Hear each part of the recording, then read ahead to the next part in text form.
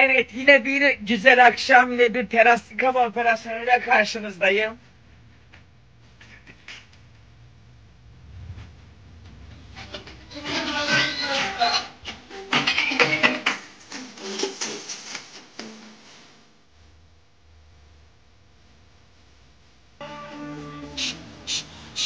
Bütün gün mutfakta yanmış biri olaraktan eğlenelim güle güle. Gizli aşk öyküsü kulaklarım